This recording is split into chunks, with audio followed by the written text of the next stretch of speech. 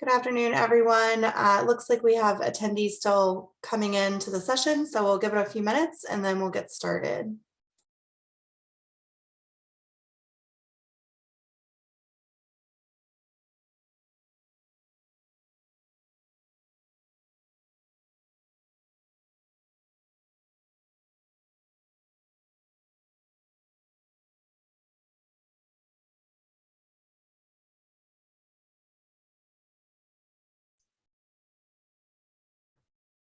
Okay, so I'll go ahead and get started with an introduction. So hello, everyone, and welcome to our final EP Distinguished Speaker Series for the spring term. We'll resume the series again in the fall. We're fortunate enough to have Dr. Jennifer Helgeson join us this afternoon to present the economics of community resilience planning beyond benefit cost analysis. Dr. Helgeson is a research economist and the Associate Program Manager for the National Institute of Standards and Technology's Community Resilience Program. She also has appointments at the University of Maryland and Virginia Tech. Her research interests include survey assessments and economic analyses that consider behavioral aspects and approaches to dealing with environmental issues. And her research focuses on resilience to hazards, such as shock and stressors in the built environment, with consideration for cost effectiveness of community scale mitigation and adaptation efforts. Dr. Helgeson is also a member of the National Construction Safety Team, technical investigation of Hurricane Maria and its impacts on Puerto Rico. And as part of her business resilience research, she leads a primary data collection effort in partnership with the National Oceanic and Atmospheric Administration.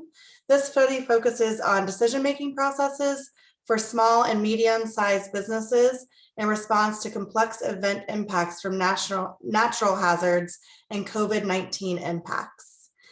So without further ado, I'd like to welcome Dr. Helgeson. Thank you so much for joining us, and I'll turn the mic over to you. Thank you so much, Heather. If I realized you were going to say all of that, I would have given you something shorter to say. So I really appreciate the warm introduction. And it's a real pleasure to be here today and to get to present to this group. So I should also note that a lot of the work I'm presenting has a number of brains behind it. I work with many, many postdocs, some of them jointly appointed to Johns Hopkins, and many colleagues at the National Institute of Standards and Technology. So let's jump right in. I've been working in this space defined as community resilience for many years now. And really, why is this coming to the fore in the last couple of years? And it's a little bit of a chicken and the egg kind of question. As there's more awareness, there is more policy being developed to address these issues. And as there's more policy and funding increases kind of to address these issues, I think there's more awareness and increased planning in this space. So a number of executive orders, especially as a member of the federal government, really has been affecting the kind of work we're doing. A lot of state and even regional level programs. So here are a few, and many of these try to bring together quite a few objectives. And this can be particularly tricky for communities loosely defined by geographic boundary and some sort of leadership structure. So that could be a college campus. It could also be an entire country when we talk about communities. So what's been the main problem? Really, communities are continuing to experience really extensive damage and extremely long periods of recovery. And typically, recovery is taking so long from one event that it actually bleeds into another event. So we have a very robust longitudinal study of Lumberton, North Carolina, where they were affected by Hurricane Matthew. Then less than 2 years later, they were affected by Hurricane Florence again. And really what made the impact from Hurricane Florence so much greater was the fact that these households and small businesses just had not recovered from the previous major event. So that's, an increasing issue as we have more and more major events. Here I've put up NOAA's kind of $1 billion weather and climate disaster time series, but not every event is a $1 billion event, right? So, the $1 billion events are increasing, but so are kind of those more small kind of stressor type events, king tides, some of these things, extreme weather in the winter time. So we do really need quantitative measures for the performance of community systems. And, as I said before, kind of resilience planning in and of itself has really increased substantially in maybe the last 5 years because it is really needed. I think what has been exciting and interesting working in this space, but also very frustrating, is kind of quantitative and validated tools are catching up, but not quite where we would like them for people to make really well-informed decisions. So for community resilience, there's a lot of measurement challenges. Kind of historical data collection is pretty limited, to say the least. Actually, validation and verification of indicators and metrics is extremely difficult, especially when you have varying spatial and temporal scales of data.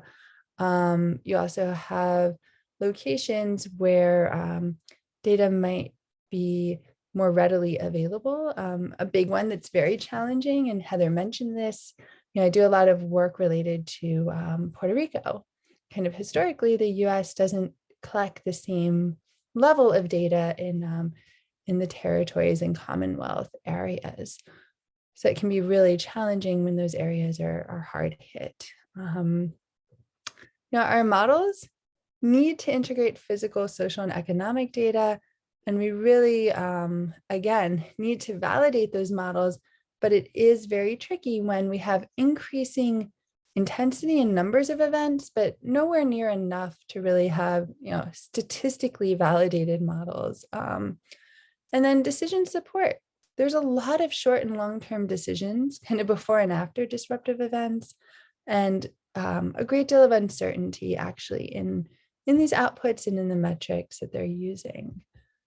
So I will quickly say, I think it's probably unusual that a non-engineer kind of speaks at such an event. I'm very engineering adjacent. I work in an engineering laboratory, and most of my colleagues are engineers, but I come at this very much from the, can we look at the economics and the socio-economic side to try to get a little bit more traction kind of in the policy informing realm.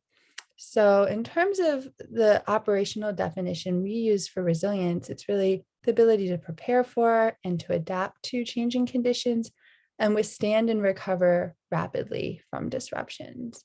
And at the community resilience kind of level, we're trying to really go beyond just mitigating risk and including measures that ensure that the community recovers function in a specified time frame.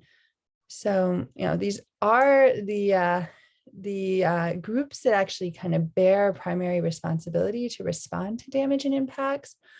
And I always hesitate to kind of say this to a room full of engineers, but I think it's well accepted that kind of the built environment really does exist to serve social functions from the standpoint of a hospital providing healthcare, right? So in many respects, it's the social functions that need to drive the performance goals of buildings and physical infrastructure when we're thinking about resilience overall. So just a few things I'll highlight that exist out in the world. And if any of you work in this space, it might be interesting for you to give it a look. NIST has a community resilience planning guide for buildings and infrastructure systems. And the goal really is to have a practical, flexible methodology to help set priorities and allocate resources. So, go ahead and have a look if this is of interest to you. It'll go into painstaking detail related to some of the things I will mention today. I will say, though, we are federal, we work quite a lot with communities. So, I mean, one of our big success cases is Nashua, New Hampshire, where there was a lot of effort made to establish community resilience goals, inform planning and design for hazard mitigation, and then go ahead and integrate resilience into other community plans, which easier said than done, but it was done. And this really gave us a clue as to kind of where community resilience planning is going in the future. Kind of up until maybe a year or two ago, there's sort of, your many economic development plans, all these plans, and then you'd have kind of a resilience plan that touched on some of these topics, but was not that well interwoven. So a number of other places where this guide and playbook are used. And the 6 big steps that we advocate are for a community to form a collaborative planning team, for that collaborative planning team to actually do some hard work in understanding the situation, determine the goals and objectives, go ahead and develop plan possibilities, prepare their plan, review and approve, and then actually implement, not to keep things on a shelf, and maintain these plans. Especially when there's shifting changes to climate change projections and other obstacles a community might face. Now, where does the economics start to come into all of this? So you'll see the 6 steps I just mentioned on the right side here. At step 4, the communities we were working with kept kind of saying, all right, well, we have lots of possibilities. How do we possibly kind of decide amongst these possibilities? So my office came up with our economic decision guide to really try to offer standard methodology for evaluating investment decisions to improve a community's resilience capacity. Up until this point, there weren't many, and this is really more of a benefit cost analysis tool, those types of tools that accounted for low probability but very high consequence events. And traditionally, this is fairly challenging for economic frameworks. If anyone's taken, economics for engineers or kind of economics 101, right? We always like to think about expected value. So it's kind of the average over time. And in many cases, if you're averaging a certain loss over 60 years, it might look quite more minimal than it actually is if it does occur in reality. So this was developed in terms of really thinking about integration with community resilience plans that might touch on economic development and zoning and some of these other really important factors the communities are thinking of when they have finite resources. At the time of the development of this decision support tool, it was really not yet part and parcel to think about things like identifying non-market or non-economic considerations. And we'll talk a little bit more about the idea of co-benefits and things that are not kind of the primary benefit of projects and why those are so important in thinking about community resilience. So again, for anyone that becomes very interested in this sort of work or does this sort of work, there's a few URLs scattered throughout. Please have a look at the online app, but I didn't want to take our time today just kind of doing a demo. But really, the idea here is it is a TurboTax for community resilience planning. We don't want folks to be economists to use the tool. And really, we need to think a lot about a mechanism to increase return on investment from community resilience planning and try to account, well for the uncertainty and kind of these ideas of kind of less traditional benefits or less traditional cost of planning and implementation. Just so it's legitimate in the engineering space. We have an ASC manual practice chapter developed based on this methodology, and an ASTM standard. And I believe it's the first one that touches on economics at a non-building unit level, which is very exciting to us. And a number of external interactions. If anyone's really interested in the ones listed here, again, just ping me. And in this TurboTax of community resilience planning, we have a huge emphasis that's placed on thinking about direct and indirect cost, externalities. So those things being where there is a cost or it could be a benefit, where the person or entity that's actually kind of paying for that is not the one bearing it, right? So, classic example, noise pollution, these sorts of things where maybe the neighboring community kind of hears a lot of work during a development phase, but doesn't necessarily benefit from it. Now, when we think about the very extreme events that we, historically kind of are working with when we think about community resilience, these ideas of co-benefits that accrue on the day-to-day, regardless of whether or not a disaster event actually occurs, becomes critical. And again, if anyone's really interested in this, there's a number of papers and some papers we've done kind of looking at modeling where this is really what can drive a decision. Because hopefully, you won't have that huge flood next year, maybe not even in 10 years, but you still want to be prepared as a community. But the idea of having a large green space, for example, really has a number of daily benefits, right? So there might be kind of people's enjoyment of the outdoors.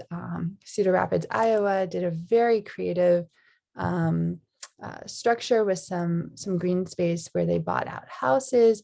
So a lot of these co-benefits are things that really need to be accounted for when you're thinking about the analysis of potential solutions here. And again, kind of the big four economic evaluation criteria for BCA are definitely included in our analyses: so net present value, benefit to cost ratio, return on investment, and internal rate of return. I think one thing we have really pushed for and included obviously in our tool is a non-disaster return on investment. So exactly what I was describing with the co-benefits. What if there isn't an event that occurs in the time frame over which you're looking at the options, right? So it's important to understand what the return on investment is if that doesn't occur. And I will just quickly say that is a lot more relevant than we kind of initially ever thought, because policymakers tend to be in office, for shorter time frames, and a benefit cost analysis is usually conducted for. So it really does make a difference, if the constituents really might not see any benefit, but only the cost of a huge project, over the next 5 years, and someone wants to be, reelected, it does make a lot of difference, especially in the public realm. As we're talking more about ESG and other factors in the private realm, I think these things also are becoming much more important in valuation. So a number of case studies kind of included with this particular tool. But what is new and what is interesting? So I will say, I don't work for FEMA, but I work closely with a number of colleagues at FEMA. And I will really, honestly say, I think in the last year or so, kind of on the federal funding side of the house, there has been a huge amount of effort to really improve how funding is provisioned in terms of trying to address some of these important issues I just mentioned. So kind of the building resilient infrastructure in communities work that FEMA is doing, that's a large program and a big overhaul for them, really strives to incorporate nature-based solutions, kind of forces communities applying for funding to think a lot about climate resilience and adaptation, and then many people kind of have stories of, well, we applied for FEMA funding and we couldn't move where our furnace was after a major flood, and it was, silly or difficult. But actually, kind of in this funding space, there's real incentive now to adopt and enforce the latest published building codes, which is great to see and to experience. I just put up some of the technical criteria, and I think, again, kind of what you would typically think of in terms of criteria for a project that will be awarded funds. Something that is nice to see as well is the 15 points down in this right-hand corner for a designation as an economically disadvantaged rural community. A lot of work is done on social vulnerability and how that overlays with the impact of extreme weather and climate events. So I think it's a real advantage now that kind of at this funding provision level, there's a lot more thought about what those historically economically disadvantaged communities are proposing and trying to really level the playing ground a little bit more. So that is all well and good. I think on the decision side of the house, it's complicated, right? And as an economist, this all boils down to a case of prioritizing objectives when working within a limited budget. It's sort of a classic economic question with really complex factors across time and space.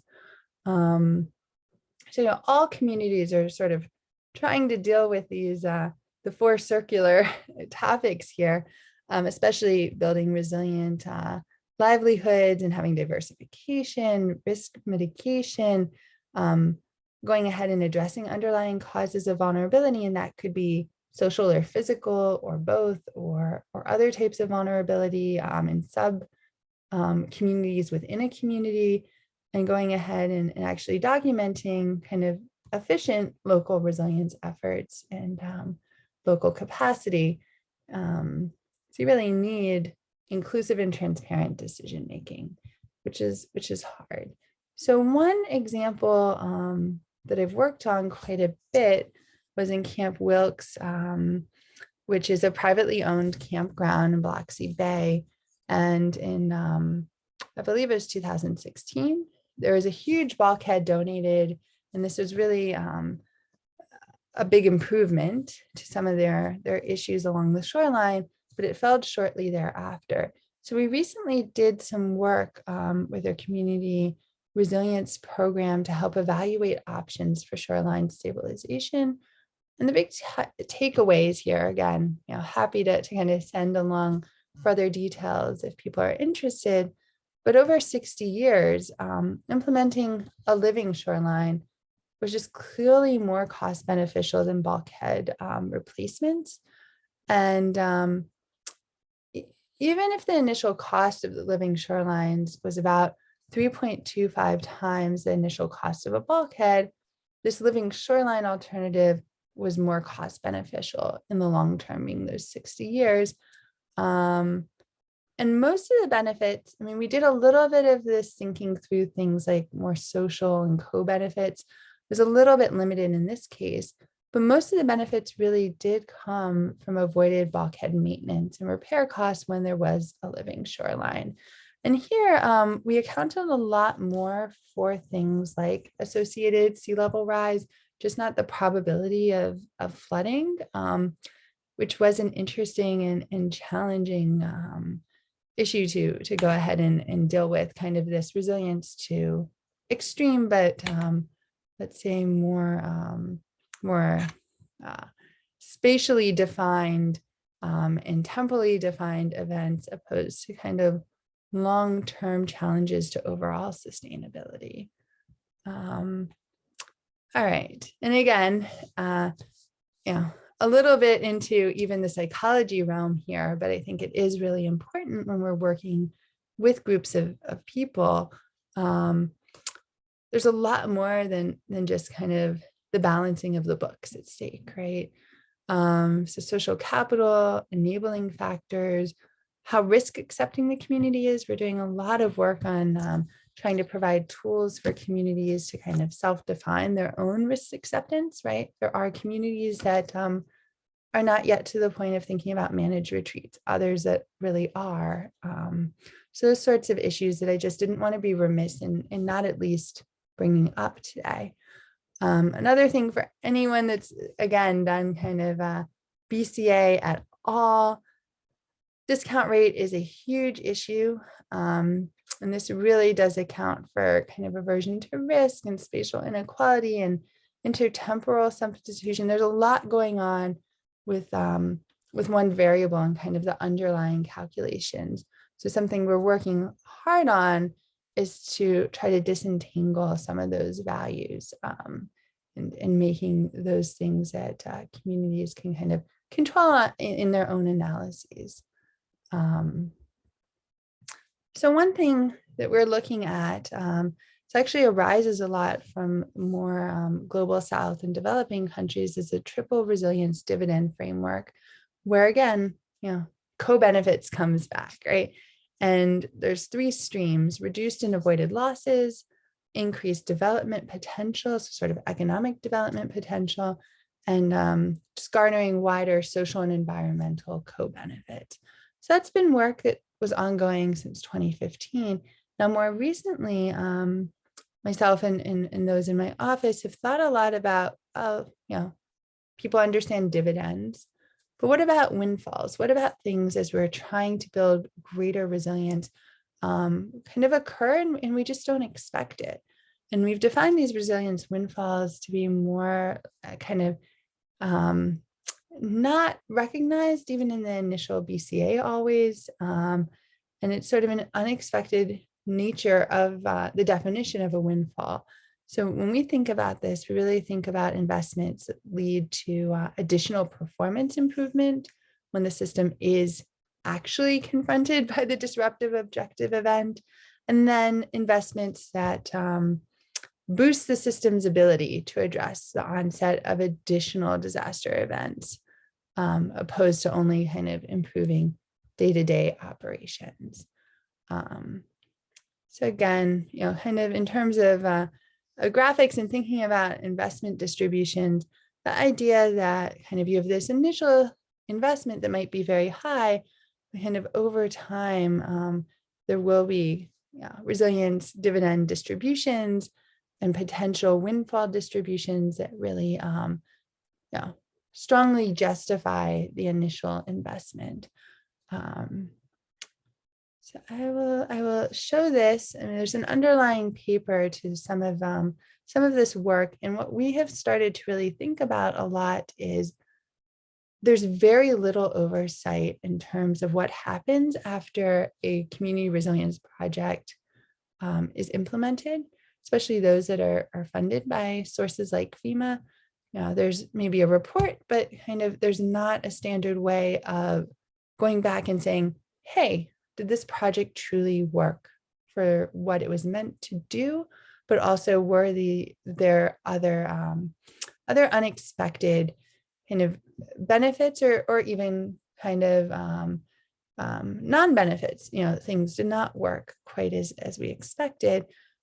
So in this paper, we took, it was 5 examples, 4 of them are here, kind of resilience interventions in real life that had occurred at a community level. And then thinking about these resilience dividends and resilience windfalls, kind of a narrative form, teasing these out a little bit more. Some of our next steps are use of natural language processing and sentiment analysis to really try to determine, are there some values we can put on this?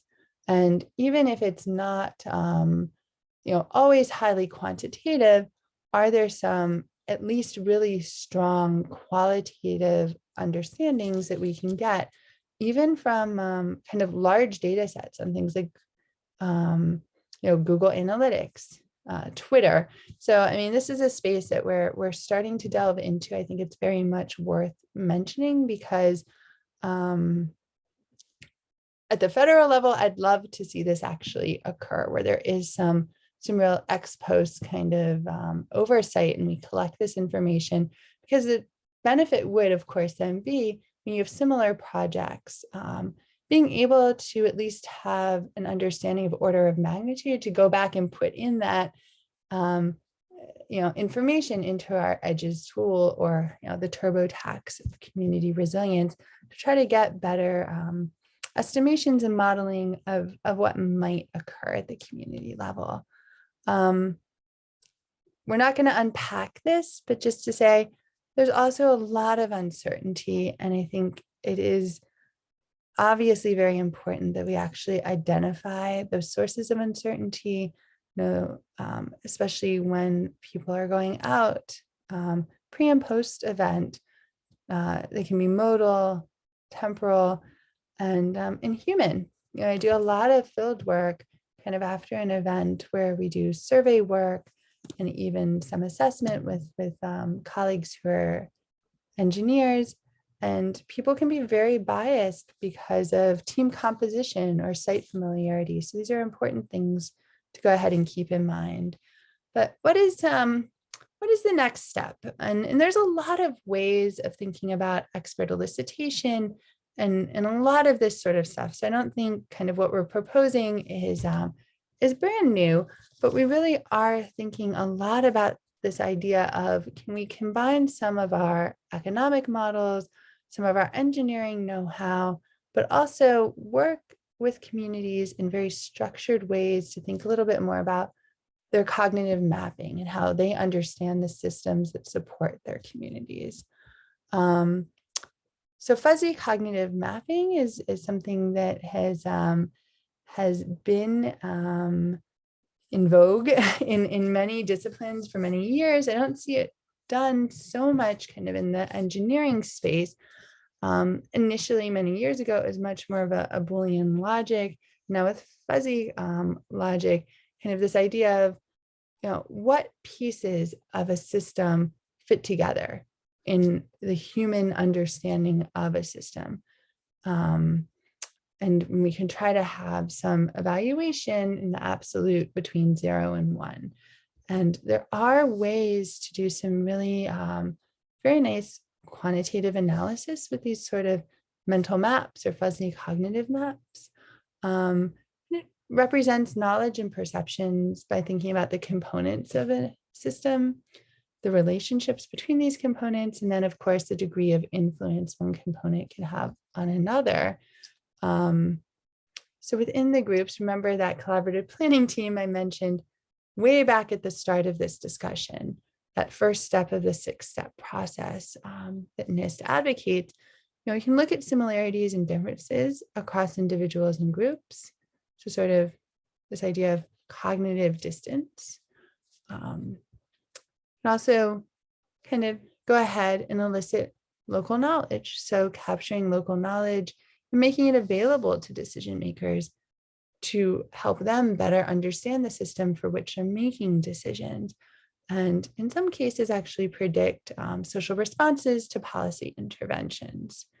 And then, of course, using these mental models as boundary objects. And the idea is to then facilitate kind of co-production in spaces where you have multi-stakeholder collaboration and participatory decision-making. And it is very possible to think about and measure, for that matter, people's changes in perception over time as a result of these collaborations. So social learning, when you have multi-stakeholder convergence and kind of the parlance is, the wisdom of the crowd in many ways. And so we can do this looking at individuals or groups, a lot of different methods by which these data can be collected. Here we have an example where we've actually tried to go ahead and do this and bring it together with the kind of economic benefit cost analysis plus Michigan's coastal sand dunes. Now, when people went ahead in the community and actually looked at how they understood the sand dune system to work, here we have components that were actually mentioned by at least 10% of participants in their mental models. And here's kind of the crowd meta model.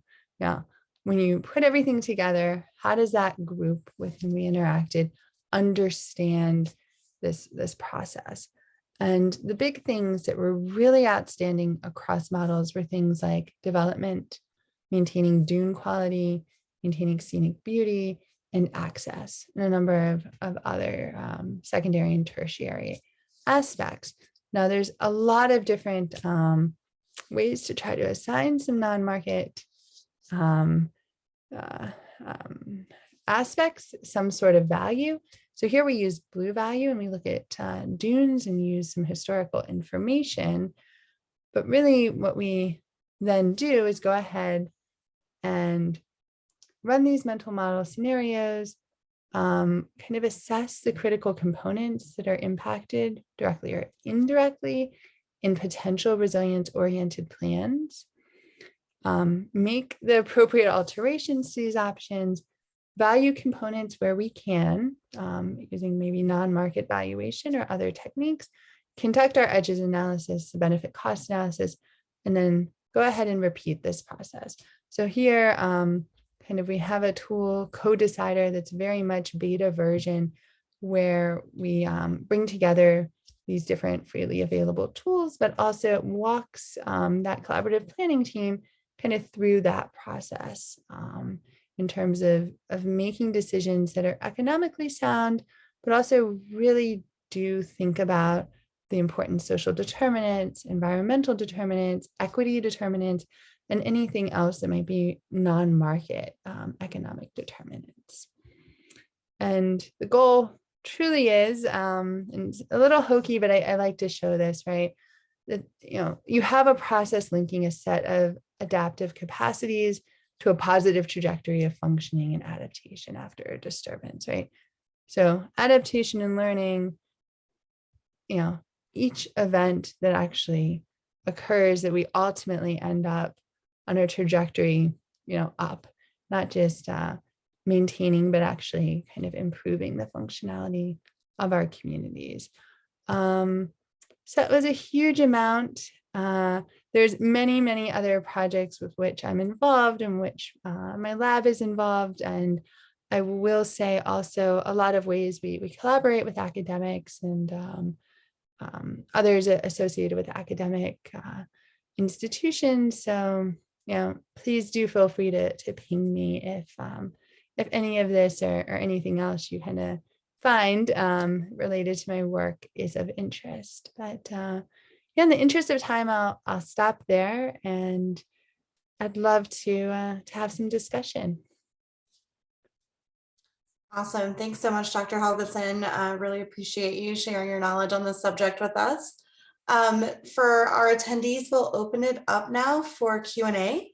There's a couple of ways you can ask questions. You can use the Q&A at the bottom of the screen to submit a question, and Austin or I will grab it and ask for you. Or you can raise your hand and we will unmute you so you can ask your question directly. And while we're waiting on any questions that may come across from those who are joining us now, I can grab a couple of questions that were pre-submitted by our attendees prior to the event. So one of the questions that we received is from an alumni of the Whiting School named Bryant Beeler. And Bryant asks, how can we better model economies for sustainability versus profitability? What would those metrics be? That's such a good question. And I think we definitely don't have perfect answers. There's a lot of industry effort looking at this kind of ESG space. And I see a lot of jobs kind of advertised in that space these days. And I think that the big thing in terms of thinking about overall sustainability is getting, and much to the chagrin of some economists, getting more and more towards metrics that are not necessarily dependent on dollar values. And especially in this space where we're looking at longer term sustainability, but taking a lot of account for resilience, loosely construed, Also understanding differentials kind of across time. If there's trends upwards or downwards in terms of aspects like well-being, which we often think are very difficult to measure, but are really not that difficult. And we have a lot of data on health and well-being to actually kind of leverage in this space. So I think it goes well beyond life cycle assessment and some of these things that are tried and true and very important. But yeah, I'll leave it there. And thank you for the question. Dr. Helgeson, we have a question from the Q&A here, and it's around your level of support for eliminating the federal flood insurance program. Do you think that that should be eliminated completely? And do you disagree that this program subsidizes poor building location choices? Well, I will say I'm taking off my federal employee hat well before answering this question. I think there's a huge amount of improvement that simply must be made in these programs. I think furthermore, actually a lot of my PhD looked at post-Hurricane Sandy and some options for indexed insurance, not just kind of indemnity insurance. I think what we have, and it occurs in many states as well, is an issue where kind of the government is reinsuring insurers. And there are historical kind of issues where after major events, the large private insurers have pulled out of locations. I think one thing that I will say, and many in the federal government, I believe would agree, is this idea of incentivizing rebuild in places where there will be continual events and much more frequent and intense events. So, it is factual under this administration. There's a huge amount of discussion of things like managed retreat and solutions that are different from and perhaps go well beyond the insurance question. Okay, Dr. Helgeson, and we have another question from a student of the Whiting School, Jonathan Kung, who asked, what are your thoughts about the use of emerging technologies like blockchain to manage various decentralized governance topologies? Wow. So for an engineering school, you guys are very policy oriented. This is great. But I think in many realms, blockchain is taking hold. I'm much more familiar with that technology in terms of kind of greenhouse gas mitigation and tradable credits. And kind of my strong opinion is that this is an emerging space and there's a lot of effort. There was just an executive order not long ago to look at kind of standardizing blockchain in this kind of space overall. So I think there's an increasing acceptance that this is here to stay and will become much more frequent. I don't have strong personal feelings on that. I think it is something that we cannot ignore, and what kind of the extent to which this will grow, I don't have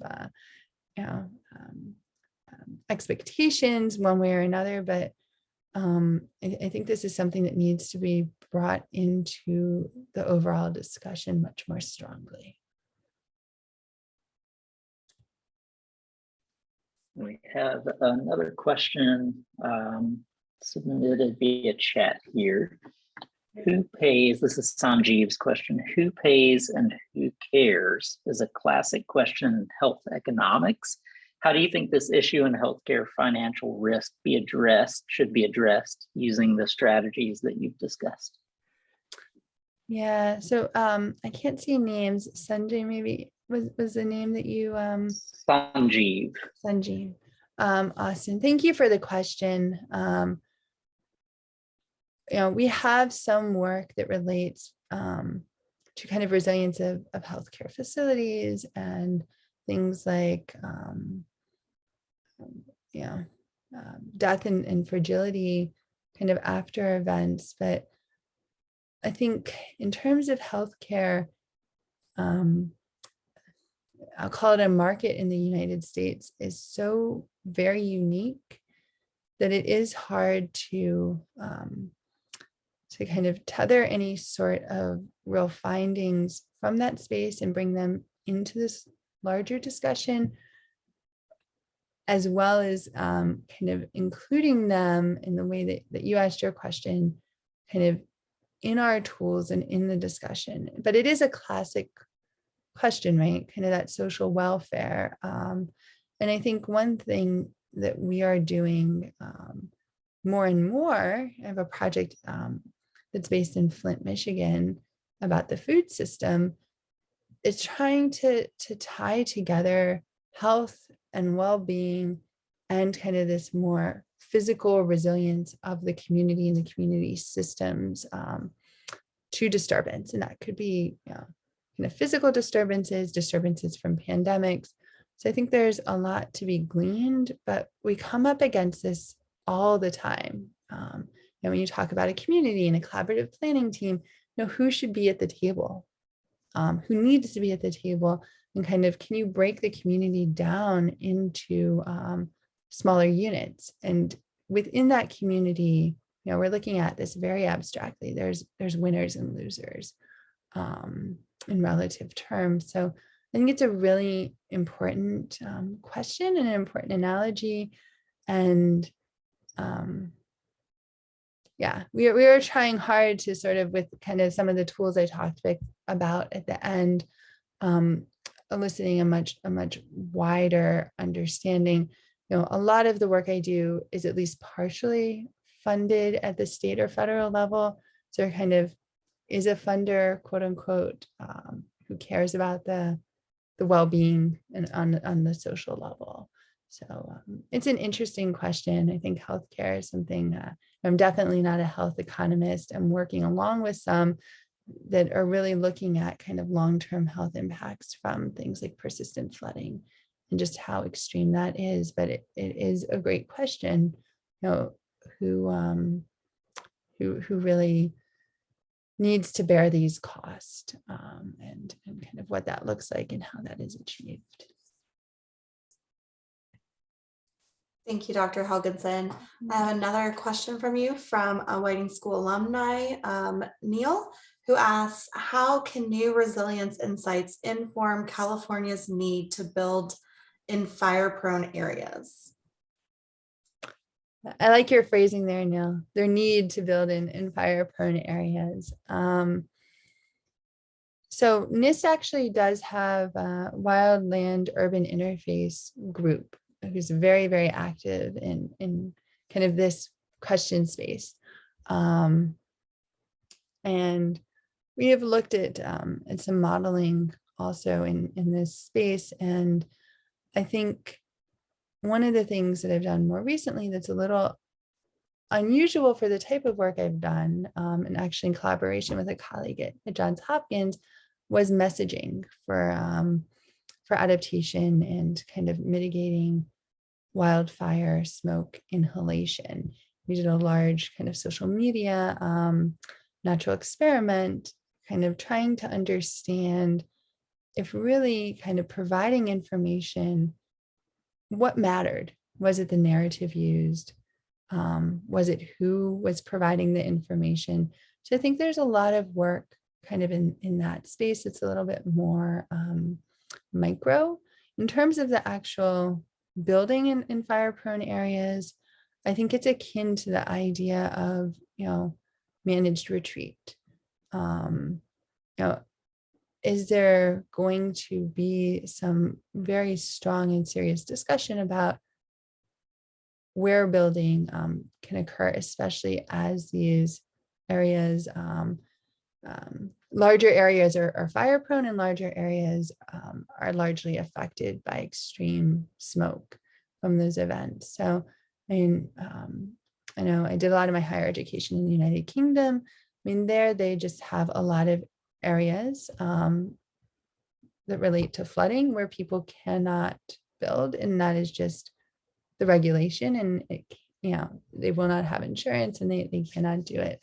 So I do wonder if there will be a lot more of that sort of directed, very clear guidance on both the flood and fire issues in the United States. Thank you, Dr. Helgeson. I'm going to selfishly ask a question on my own behalf. You mentioned bias in this group decision making as a part of the process, mitigating that in some ways. And for a country that seems sort of in an epistemic crisis, I'm curious how you respond to where knowledge is coming from and how knowledge is sort of organized around a community, like a communally owned knowledge, and where that knowledge, like where it descends from, and how you deal with the accuracy of that. I think that's such an outstanding question, Austin. And I will say, kind of as we're going more and more into that space, there's two guiding principles. I mean, the first we have to be very careful about, because we at NIST deal with policy informing, not policy making, and I'm always reminded of this. It's kind of first and foremost having tools that a community, or more practically speaking, a consultant or someone kind of working within a community can pick up and use to help that group really understand where they stand in terms of things I mentioned, like risk mitigation, right? So I'm not allowed to define, based on metrics, such and such place is more risk averse than such and such other place, but we can provide tools that kind of help that group or those groups think through those questions. Now, your crux of your question is really interesting, because what we found is, typically the example I gave, right, it's a more natural system we ask people to quote unquote model. So we're really trying to see, there's a wide history of this sort of work being done with fisheries and kind of fish stocks and these sorts of things. We talked about sand dunes and those sorts of examples where, typically we really can mathematically prove that there's, the group is coalescing around some basic understanding of how these things function. Now, where it becomes really difficult, and we have colleagues at places like USGS that are really expert in this, right, is when you're using this to do participatory modeling. And you really have to make a decision kind of based on those aspects, and kind of if voices that are more affected are weighted a little bit more. There's a lot of discussion of kind of tribal nations, and if there is some fundamentally different understanding kind of how the decision is made as to which voice is more dominant in those processes. So kind of in the work I've done, this has not come up a huge amount, because we tend to deal with systems where those who actually interact with the system probably have a much better understanding than I do, even if they're kind of just the average citizen. We have some work that is going to be published. It's really interesting about kind of urbanization knowledge, and people are more linear thinkers if they're not around nature as much, for example. So I think slowly we're chipping away at understanding maybe how we could quote unquote correct some of these biases. But I think it's a whole other discussion as to how to within a participatory modeling space, actually help guide that, and to what extent it's appropriate. Yeah, so maybe more of a discussion on my part than an actual answer there. It's a great question, and I think it's a hard one. And where it's been done really well, it's for extremely basic questions, right? There's a lot of economists that deal with heuristics and some of these things, but it's usually extremely basic corrections. Put your product on the higher shelf instead of the lower shelf, have people opt into certain things like donor registries. So I think this is it's a really large space of large systems. So it will take some time, but it's an important question. That's a fantastic and fascinating answer. I really appreciate it. Yeah. We have one more question that was submitted anonymously. From an equity perspective, how do we reconcile the need for affordable housing with the need to effectively prohibit new building in these increasingly large disaster-prone areas? Will constraining the amount of space available for housing be a barrier to home ownership, especially for historically poor or marginalized populations? What a great question. It's a fantastic question. I think there's two things going on that actually kind of naturally help deal with that issue. I mean, the first being kind of generationally, I think there is less of a desire for people to kind of have the white picket fence and lawn to mow. I've read quite a bit about this, even in the popular press, that people don't necessarily on average really want those things. So maybe there is a natural trend towards things like multi-unit housing. Another thing is, and it's very depressing, is kind of the housing market as it is now, and the fact that a lot of people can't necessarily own large spaces, and there's a lot of push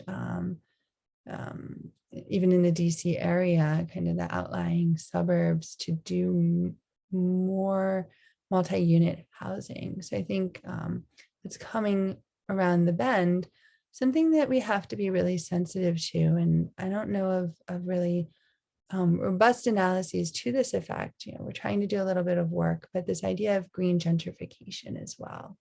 So I think the question's excellent, and it's sort of hitting on a lot of things we know we need to deal with.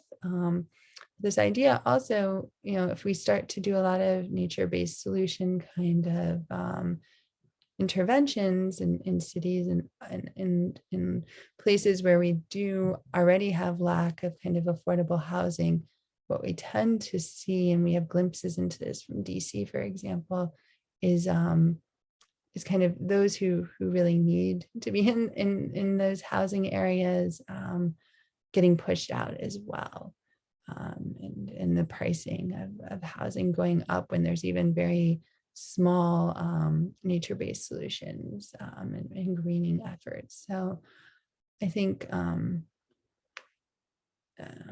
we're getting there little by little, but having retrofits are very expensive sometimes. Building anew and being very conscious about how the building is done can be much more effective, but kind of the footprints of those buildings need to be thought about quite a bit. Thank you, Dr. Helgeson. I want to thank the audience for spending your afternoon with us. And mostly I want to thank Dr. Helgeson for sharing your time, your expertise, and your insights with us on such an important topic. We really appreciate it, and we hope you may consider joining us again in the future. And for everyone else, we hope to see you in the fall term. Keep an eye out for new event announcements, and we'll see you again in August. Thank you so much. It was a pleasure. Have a good evening. Thank you. All right, take care. Bye.